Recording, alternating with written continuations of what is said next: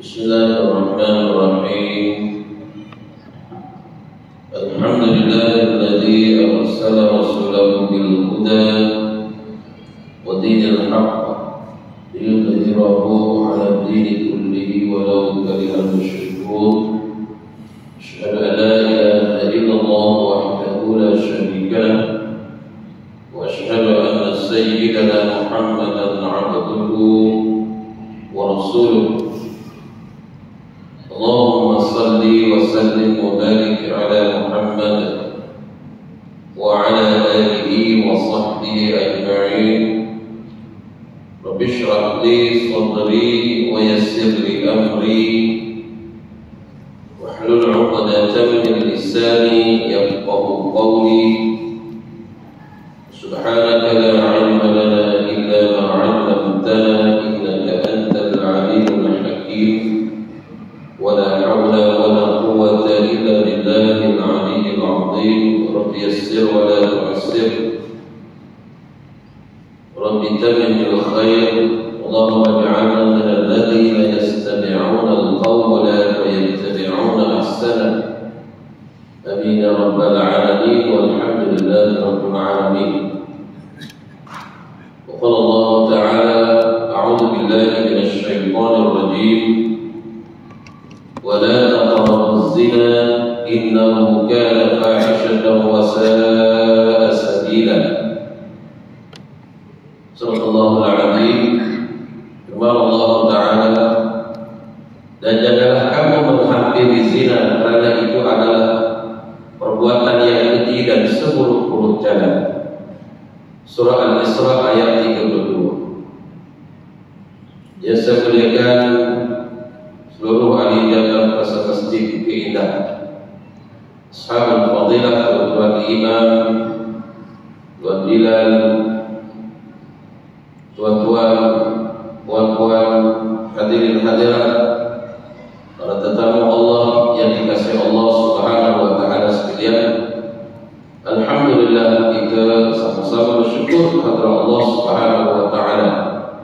Kita dapat bersama untuk hadir ke rumah Allah Ta'ala, dan kita dapat menunaikan salat fardhu maghrib berjamaah yang Nabi menjanjikan kelebihannya 27 gandaan salatul jamaah afdal min salatil fardh bi 27 darajah. Sembahyang berjamaah lebih baik daripada sembahyang seorang dengan kelebihan gandaannya 27 darajat. Dan kita menyambut seruan Allah Ta'ala. Allah menyebut warka'u ma'al raki'in, dan rukuklah kamu bersama dengan orang-orang yang rukuk, yakni salat berjamaah. Dan kita juga dapat untuk beriktikaf dengan niat iktikaf. Mana tuan-tuan perempuan masuk saja masjid niat iktikaf, dapat pahala iktikaf. Kalau tak niat iktikaf, kosong, tak dapat pahala iktikaf, dapat pahala sembahyang. Dan juga duduk dalam majlis ilmu, majlis tazkirah, mudzakarah ilmu, iaitulah kita menggunakan kitab Insan Ingatlah. Ya, Insan Ingatlah, ya, peringatan dalam bentuk tazkiyatun nafs, penyucian jiwa, agar jiwa kita sentiasa bersih, agar jiwa kita sentiasa baik, jiwa kita tidak diisi dengan sifat madhumah, jiwa kita diisi dengan sifat mahmudah. Maka kita kena muhasabah, membuat koreksi diri, sama ada kita masih ada dalam diri kita sifat-sifat madhumah, sifat tercela, ataupun sifat-sifat mahmudah, sifat-sifat yang dipuji, terpuji. InsyaAllah bila kita duduk dalam majlis ilmu, maka pasti kita akan membersihkan diri kita daripada mazmumat tadi.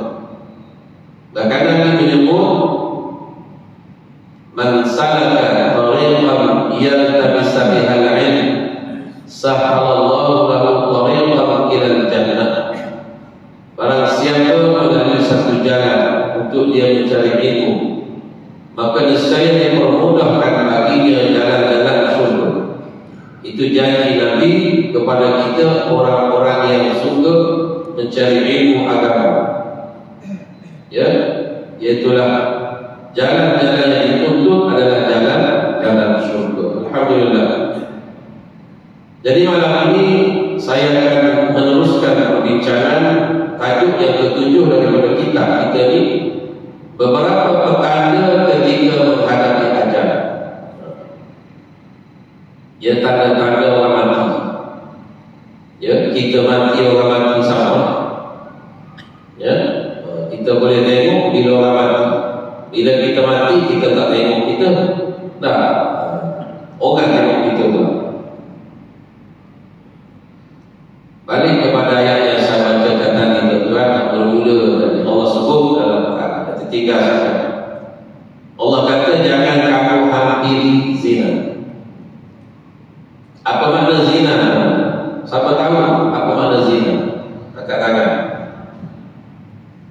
Ya? Ada tak? Mesti tahu kan? Bahasa Arab panggil zina. Iaitulah persetubuhan yang dilakukan oleh seorang lelaki dengan perempuan tanpa akad nikah. Maka namanya zina. Nah, zina ni Allah kata haram. La taqrab, jangan hampir. Jangan kamu hampir kepada zina. Nah, mana tak boleh hampir, apatah lagi buat. Hampir itu mana jalan-jalan yang membawa kepada zina. Ya, ini mata ke, ya, ataupun sentuh-sentuhan ke, ataupun macam-macam ke yang membawa kepada perzinaan, maka hukum dia jelas haram. Dan hukuman dia pun ada dalam kategori hudud, iaitu orang berzina yang ghairi muhsan sebab 100 rotan. Buka ayat yang pertama. Dan ayat yang mula-mula dalam dibuat, az-zaniyatu waz-zani fajlidu kulla wahidin minhuma mi'ata jaldah. Nah, itu jelas. Jadi Allah kata, innahu kana fahisha. Ia adalah satu perbuatan yang keji, kotor. Sabila 10 jam. Termasuklah pelacuran. Pelacuran itu adalah perzinaan. Ya, cumanya ya dia bayar. Bukan yang nikah, dia bayar zina itu. Mana sesiapa yang menghalalkan perzinaan, maka dia hukum. Ya, siapa yang menghalalkan zina yang haram, menghalalkan arak, menghalalkan apa saja yang haram, khizir itu, dah jelas kufur. Ya, wal'iyadzubillah. Sebab itu dalam hukum hakam kita tidak boleh bermain-main dengan firman Allah Ta'ala. Tak kira siapa, dia ustaz ke, dia tu guru ke, dia siapa saja, orang biasa tu, tak boleh. Ya, apa yang telah nas dalam Al-Quran Al-Karim, ya, tuan-tuan dan puan, yang kita faham. Kita nak cakap benda lain, boleh. Tapi bercakap benda yang Allah dah letak dalam Quran, hukum dia boleh rosak akidah. Ya, akidah boleh rosak. Boleh rujuklah mana-mana fatwa ke, ulama ke, kitab ke, boleh rujuk juga. Ya, kita rujuk mana-mana. Jadi sebab itu, ya, disuruh kepada kita beragama. Ia belajar ilmu agama. Utlubul ilma minal mahdi ila lahd. Nabi pesan, tuntutlah ilmu daripada dalam luar sehingga kalian lahad, sehingga mati. Jadi tuan-tuan datang malam tadi lagi, malam lepas lagi, dah setiap malam lagi. Sebab mengikut surah Nabi sampai mati. Kan? Jadi sebab itulah agama mesti dipelajari dan dihayati, diimani. Jadi sebab itu kita siapa-siapa lah kalau nak cakap tentang hal ehwal agama mesti faham agama, mesti mengaji. Tak boleh kita cakap sembarangan benda yang kadang-kadang benda itu salah besar tapi kita anggap dia biasa-biasa. Macam kita tersalah cakap biasa.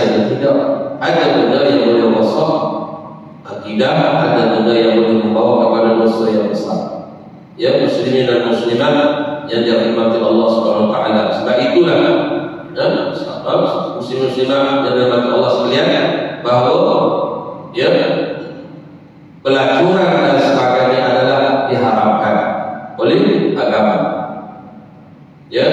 Tak kira untuk kita ke, untuk orang mendatang ke, untuk siapa saja, maka alam-alam zina pun dikutuk oleh Allah Subhanahu wa taala dalam hadis yang jelas. Boleh tuan-tuan baca dalam kitab kabair. Mungkin ada di masjid kita ni kitab kabair, kitab dosa besar. Dalam 75 dosa itu ada tak dosa zina. Termasuklah orang yang menganjurkan pertemuan dengan seorang lelaki dan perempuan untuk melakukan perbuatan yang keji, maka dia juga dikategorikan orang yang berdosa yang amat besar. Wal'iyazillah. Beberapa perkara ketika menghadapi ajal, tidak siapa di kalangan manusia yang masih hidup mengetahui keadaan sebenar orang yang menghadapi kematian. Kita yang masih hidup ni macam mana nanti kita tak tahu lagi, kecuali kita mati sendiri, kata dia. Kerana kematian itu hanya dirasa oleh orang yang mati saja. Orang yang dalam keadaan nazar tidak terdaya untuk menceritakan perihal kematian. Orang yang berlelah nak habis nampak, dia tak ada nak cerita macam ni tak ada. Kita nampak aja macam budak. Tapi keadaan sebenar dia yang rasa. Kita tak rasa lagi. Apabila seorang itu sudah mendekati ajalnya, maka matilah dia. Setakat manakah sakit yang dirasai ketika nyawa ditarik keluar dari jasad oleh malaikat maut, hanya Allah yang mengetahui. Memang betul. Hanya Allah yang tahu. Hanya orang yang menghadapi kematian itulah yang tahu. Kalau tuan-tuan baca sirah An-Nabawiyah, bagaimana Nabi kita wafat akan tahu. Tuan-tuan kena baca, jangan baca maulud saja. Maulud Nabi bulan awal, coba baca kisah Nabi kita wafat macam mana. Ada hadis, ada hadis, ada riwayat daripada sahabat, daripada Aisyah radhiyallahu anha. Walau bagaimanapun Nabi sallallahu alaihi wasallam telah menceritakan melalui hadis-hadisnya tentang hakikat sebenar kematian. Hanya Nabi sallallahu alaihi wasallam sahajalah yang dapat menceritakan keadaan sebenar apa yang dirasai oleh orang sedang menghadapi kematian. Nabi diberi wahyu. Kita tak ada wahyu. Kita baca wahyu yang diturunkan kepada Nabi, Quran ataupun hadis. Baginda manakala karena baginda diberitahu melalui wahyu Allah Taala mengenai ini. Nabi sallallahu alaihi wasallam mengetahui tentang kesakitan yang dialami ketika dicabut nyawa itu seperti ditetak 100 kali dengan pedang yang tajam, atau seperti dikoyak kulit dari daging ketika hidup-hidup. Demikian bandingan kesakitan mengenai mati. Dan inilah yang diceritakan oleh seorang Nabi namanya Nabi Idris alaihissalam. Idris merasa mati. Nabi Idris mati dah. Dia hidup pula. Ya, jadi disebut oleh Allah wa fil kitab Idris innahu kana siddiqan nabiyya. Ya, wa rafa'nahu makanan 'aliyya. Ya, ceritakan oleh Muhammad tentang Nabi Idris. Dia adalah seorang yang benar lagi Nabi, dan kami angkat dia itu ke maqam yang tinggi, ke tempat yang tinggi. Itulah dia berada di syurga. Nabi Idris dia berada di syurga sebab dia dah mati. Dia minta nak masuk syurga, akhirnya Allah izin. Kalau duduk di dunia mati pun 2 kali mati. Sedang dia kata orang hidup sekali mati, kullu nafsin dha'iqatul maut. Kalau hidup di dunia mati pula. Jadi dia hidup di syurga. Ali hidup di syurga lah. Macam Nabi Isa alaihissalam, dia belum mati, diangkat Allah. Allah Ta'ala angkat dia ke langit, dan dia akan mati di akhir zaman setelah dia membunuh Dajjal, setelah dia memerintah dunia dengan syariat Nabi kita SAW, menggunakan hukum hakam syariat Islam. Maka dunia dah jadi 2 masa itu. Maka beberapa lama dia memerintah, akhirnya dia meninggal, dia wafat, dan selepas itulah keluar macam-macam benda-benda di tengah yang besar. Akhirnya berlakulah kiamat. Disebut dalam hadis, disebut dalam Al-Quran Al-Karim. Maknanya Nabi Isa mati. Yang orang Kristian kata Isa itu anak Tuhan, dia tak tahu. Dia anggap sahaja. Batulah ya, sehingga Allah menyebut bagaikan pecah langit, pecah bumi, kerana mereka menyatakan Tuhan itu ada anak, Tuhan itu ada anak, ada isteri, Tuhan itu tidur. Allah murka kepada orang yang menyatakan Allah itu punya anak ataupun isteri. Itu jelas dalam Quran. Jadi nak sebutnya Isa akan mati selepas itu. Dia belum mati lagi. Dia bukan disalib. Wa ma qatalu wa ma salabu walakin syubbiha lahum. Allah sebut Quran, dia tak dibunuh, dia tak disalib, tapi diserupakan seorang lelaki yang Isa, lalu yang itu yang dibunuh oleh orang Yahudi. Isa diangkat melalui rumahnya oleh Allah Ta'ala. Dia akan turun, dan inilah yang akan membunuh Dajjal, mematahkan salib-salib dalam dunia ini, dan membunuh khinzir-khinzir ya, di dalam dunia ini. Itu cerita dalam hadis Nabi. Bapak boleh beli buku yang apa-apa kisah kiamat hampir tiba. Beli buku itu dimuatkan kisah dan hadis-hadis berkaitan dengan kiamat dekat, kiamat dekat. Muslimin dan muslimat sekalian, kematian bukan sekadar garis pemisah antara kehidupan di dunia dan alam barzakh, tetapi juga sebagai garis penentu yang sama ada kehidupan mereka diakhiri dengan kebaikan husnul khatimah atau sebaliknya su'ul khatimah. Disitulah ya, mati itulah penentu. Ya, penentu kita ni mati mulia, mati baik kan. Kita tengok, kadang-kadang kita tengok orang yang mati, kita iri, ya, iri hati dengan mereka. Ya, mati tengah sembahyang, ada cerita di balik papan yang menghebohkan. Ya, dia mati dengan itu imam, tengah sujud-sujud, ya, tiba-tiba terus sujud terus. Tu imam melangkah ganti dia jadi tu imam. Apa tu gila? Batu bawa apa dia? Kejadian terbaru di Aceh, sedang lepas ayat yang tiba-tiba dia pun jatuh habis. Dan saya pernah tengok depan saya di Mekah. Ya, waktu musim haji. Saya buat haji masa tu, orang Pakistan lepas maghrib menanti isya, duduk di luar, orang dalam pun. Saya ingat dekat pintu antara King Aziz dengan eskalator di luar. Saya di belakang.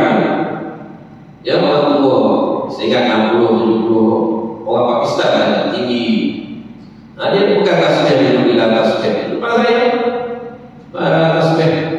Nah, lalu dia pun tengah-tengah dia biasa dia duduk mencakurnya itu kan. Nah, dia bukan tasbih, dia mencakurnya itu. Nah, dia bawa begitu kan. Nah, sekali dia pun, saya tengok lepas saya itu, belanja tu ada habis. Dan mati musim haji, dan husnul khatimah, dan 2 tahun sehingga setahun 2 tahun lepas di Masjid Nabawi, tak jauh dengan saya, orang azan Isya, cari saya Isya kita tu, asyhadu an la ilaha illallah, dia pun kuat, asyhadu an la ilaha illallah, dia sebut orang lain pun masuk, asyhadu anna Muhammadar Rasulullah, kali kamu itu dia pun jatuh, meninggal dalam Masjid Nabawi. Nah, maka jaminan Nabi itu ada. Buat ingat, orang meninggal di Madinah ada dalam jaminan Nabi. Ya, sebab Nabi sebut, man istata'a minkum an yamuta bil Madinah falyamut biha, fa inni ashra'u liman yamuta biha. Ya, Nabi kata siapa di antara kamu yang boleh mati, yang pilih mati, yang boleh mati di Madinah, maka pilihlah mati di Madinah. Matilah di Madinah, jangan mati di tempat lain. Kenapa?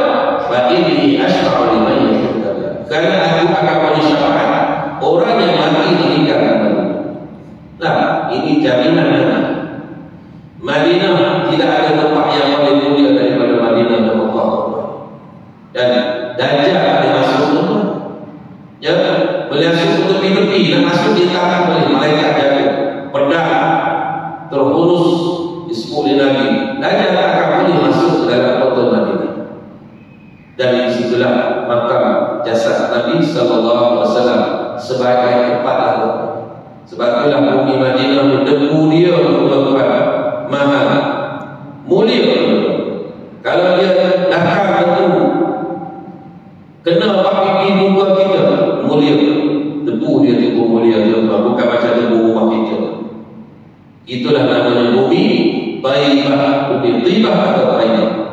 Ya, tempat bersemadinnya Nabi sallallahu alaihi wasallam di dalam bumi Madinah. Muslimin muslimat sekalian, dia kata, jika dia mendapat rahmat Allah, maka menjadi ahli kebajikan yang akan minum kelapangan di dalam kubur, sehingga di kubur menjadi tempat rehat yang nyaman. Ya, kalau kita mati mulia, kubur kita tempat istirahat yang aman, seterusnya aman syurga. Ya, bak kubur ni kubur imma al-qabr imma rawdatun min al-jannah aw rawdatun. Kubur ni salah satu sama ada dia ni taman syurga atau rumah neraka. Ia bergantung kepada cara hidup kita atas dunia nanti kita macam mana. Ya, sebab itulah kita kena, ya, kena orang kata sentiasa istiqamah melakukan kebaikan. Istiqamah datang masjid, istiqamah baca Quran, istiqamah bersedekah, istiqamah buat kebajikan dan sebagainya. Tapi jika dia berada dalam subul khatimah, maka akan memang nasib malam dalam kuburnya dengan azab yang pedih. Ada tanda-tanda bagaimana menjadi ahli kebajikan atau sebaliknya? Sebab diceritakan oleh seorang sahabat bernama Salman Al-Farisi. Ya, sahabat yang bernama Salman Al-Farisi menceritakan bagaimana seseorang yang dikatakan husnul khatimah ini, yaitulah dia kata bahawa aku mendengar Nabi sallallahu alaihi wasallam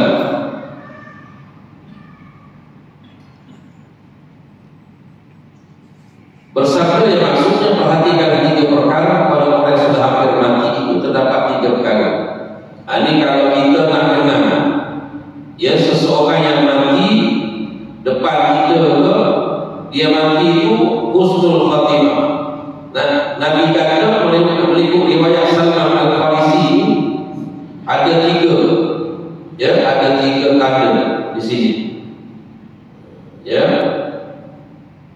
Yang pertama kata dia, perhatikan dia kata 3 perkara orang yang sudah hampir mati itu. Pertama, sekiranya berpeluh pada pelipis giginya, ya, atas dahi dia, di hidung dia ni berpeluh-peluh, di antara, ya, tanda orang tu mati dia husnul khatimah. Yang kedua, dia kata sekiranya air mata nampak berlinang, ya, berlinang, mata keluar. Saya tengok sahabat saya meninggal di Madinah, tuan-tuan, mata dia, air mata dia basah, ya. Sahabat saya namanya Ustaz Nur Azli Musa, namanya orang panggil Ustaz Taliban, kata nama itu di antaranya, ya, air mata banyak tuan-tuan dari situ, ya. Ketiganya, sekiranya lubang hidungnya kelihatan tebal tebes, itu tanda rahmat Allah turun dirasai oleh orang yang hampir mati. Termasuklah yang keempat, salah satu lagi disebut oleh ulama juga, ialah bibir mulutnya kering, bukan berbuih. Dah, itu 4 hal orang yang mati husnul khatimah, dia ada tanda tu. Dan apa-apa pun ada tanda, kan?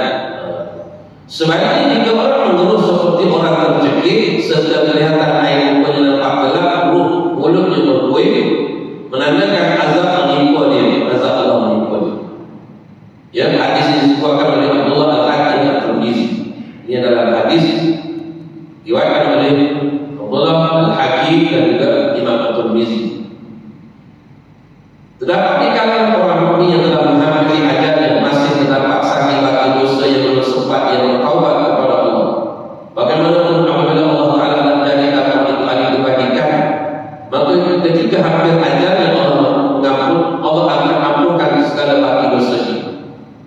Nah, ada juga orang yang Allah kasih, ya, Allah uji dia di saat kematiannya, dirasakan Allah nak, Allah timpakan dia punya kedahsyatan kematian itu untuk mengampunkan dosa ini. Ada, ya, supaya dia dapat bersih daripada dosa.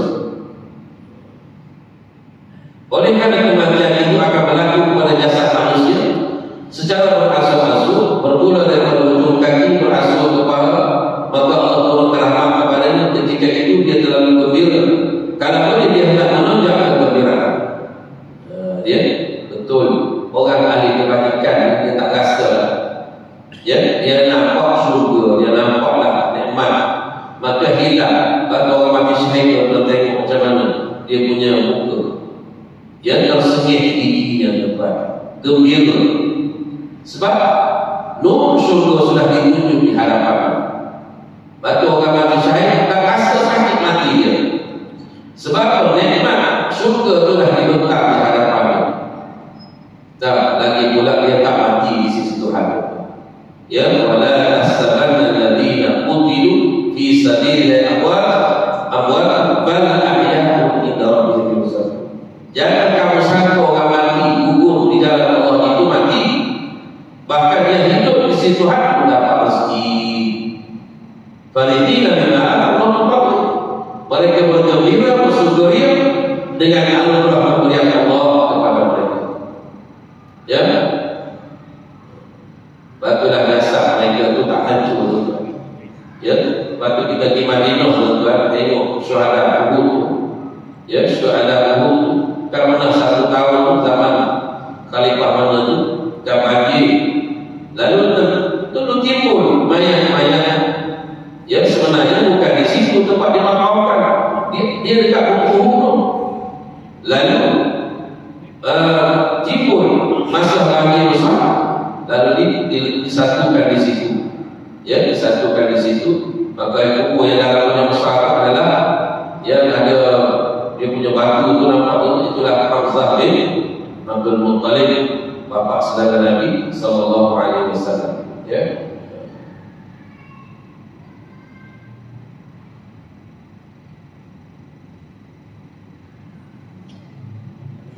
Dia kata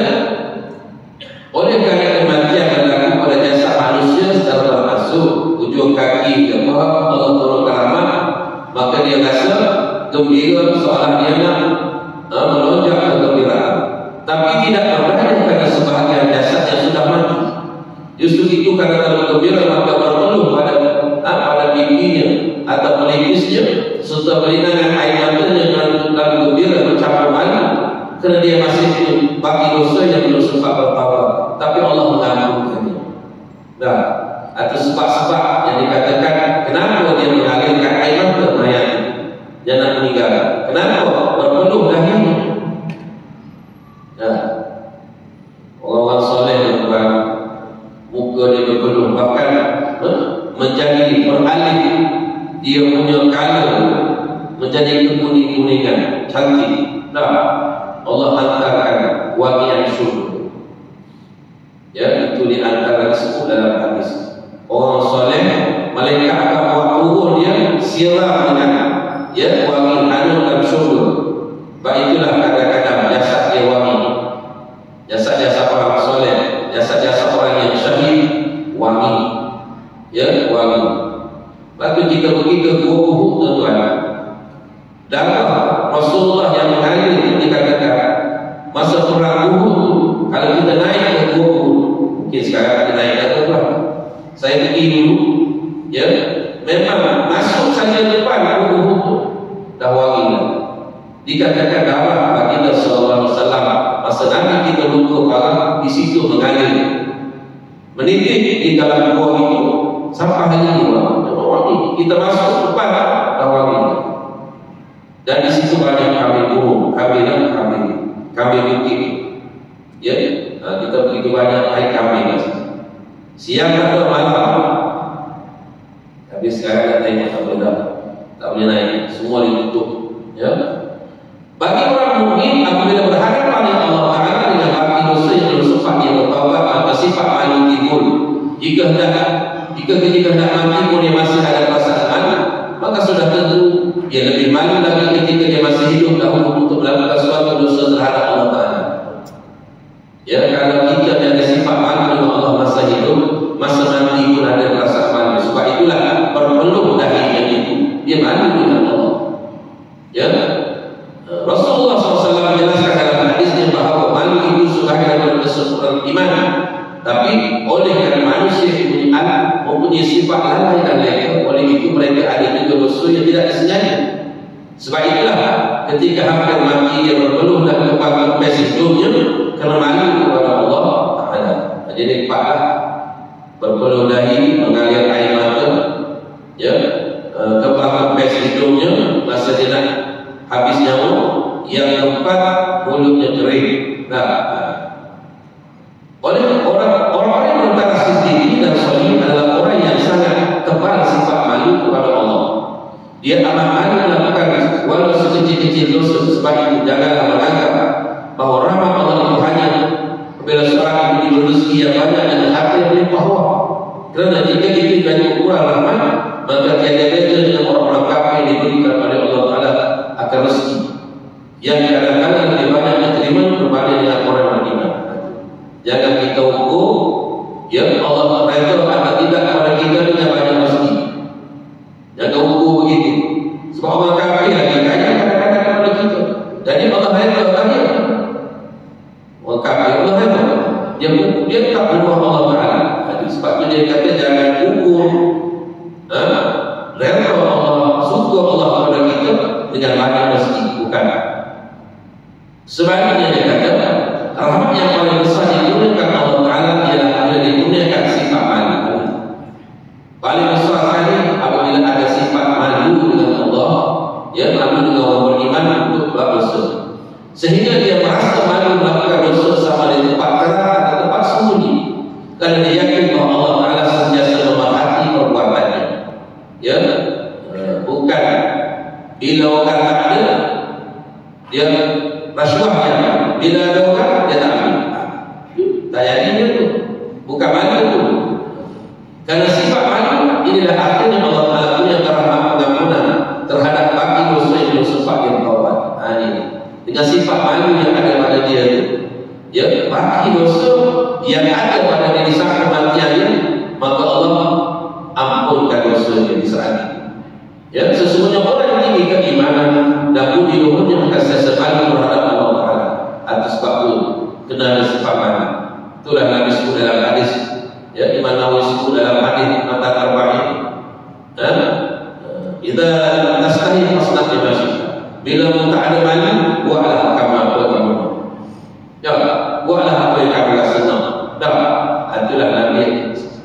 mewakili Nabi, seolah Nabi kata ada tak malu, wakil. Nah, begitulah. Berlainan dengan orang kafir yang tidak tahu dosa pahala, tidak kenal surga neraka. Bila ada mereka tidur, tidak akan malu kepada Allah Ta'ala. Karena semasa hidup pun dia tak malu. Ya, betul. Dia malu apa dia? Dia orang kafir tak kenal Tuhan. Dia tak rasa malu langsung dengan Allah. Dia buat dosa, dia buat apa? Justru itu bila mereka datang mengambil nyawanya, ketika itulah gelap dan roh wajahnya serta menterus seperti binatang yang disembelih. Itu tandanya pengulangan azab yang diterima sebagai balasan dari dosa kekufuran. Wal'iyadzubillah. Seorang sahabat Nabi SAW bernama Alqamah bin Abdullah berkata bahawa dia mendengar Rasulullah SAW bersabda yang bermaksud bahawa roh orang mukmin itu akan ditarik oleh Israel dari jasadnya dengan perlahan-lahan dan bersopan, sementara roh orang kafir itu direntap oleh malaikat maut dengan kasar bagaikan mencabut nyawa seekor himar. Ada juga orang mukmin yang melakukan dosa dan Allah Ta'ala timpakan kekasaran dan bala petaka sebelum daripada ajal. Ini karena Allah telah menghapuskan segala dosanya, supaya bila roh keluar daripada jasad atas segala dosanya telah dihapuskan. Kata satu-satunya kalau kita baca kisah Khalifah Zuhud Umar Abdul Aziz, tuan-tuan beli kalau ada buku karangan Syekhuddin Al-Bajali. Syekhuddin Al-Bajali dia ada karang kitab Khalifah Zuhud, diterjemahkan oleh Ustaz Suki Abdul Rahman Al-Marhum. Ya, ada yang menulis, dia cerita tentang Khalifah Umar Abdul Aziz, satu-satunya manusia minta doa dengan Allah, ya Allah, ya, mana keraskan sakratul maut. Kita minta lembut, kita minta ringan, dia minta keraskan. Kenapa? Dia ni waliullah, alim, khalifah yang zuhud. Ya, dikatakan ulama Rasyidin kelima, Umar bin Aziz ini cucu kepada ya Sayyidina Umar Al-Khattab. Kenapa? Kerana dia tahu apabila Allah timpakan kesakitan, kematian bagi dia, maka dosa-dosa dia Allah akan cabut, Allah angkat. Sebab itulah apa saja kesakitan pada diri kita, kita kena sabar, itu sebagai penghapus dosa. Nah, untuk menghapus dosa sudah saja. Ada juga orang kafir yang telah melakukan kebajikan, menerima, membantu golongan memalukan, memberi khidmat masyarakat perkara yang diperlukan oleh orang. Ada kalanya apabila dia menghadapi ajal, Allah mudahkan rohnya keluar dari jasad. Dia mati dengan tenang. Demikian itu sebagai balasan kebajikan yang dilakukan. Tapi dia akan membalas dosa kekufuran di akhirat kelak, azab neraka. Allah balas. Orang kafir bukan dia suka membantu orang, suka terima, suka bantu, suka sedekahkan. Allah beri dia mudah mati. Allah balas kebaikan dia di atas dunia. Cuma akhirat Allah tuju, Allah azab dia sebab kekufuran. Wal'iyadzubillah. Justru itulah bila saya melihat seorang mukmin menghadapi mati dengan kesukaran yang sangat, jangan kita menaruh sangka buruk katanya terhadap mati. Kadang-kadang itu mungkin sebagai kekasaran Allah terhadapnya untuk menghapuskan dosa, supaya dia mati dalam keadaan mendapatkan rahmat Allah Subhanahu wa Ta'ala, lalu dikafarahkan dosanya. Sekadar itu dulu. Habislah ayat kita malam ini, insyaAllah kita sambung nanti pada setiap insan ada gelombang sakratul maut. Ya, bulan depan kita ingat setiap manusia akan dilanda gelombang sakratul maut ataupun mabuk mati. Itu saja. Mohon maaf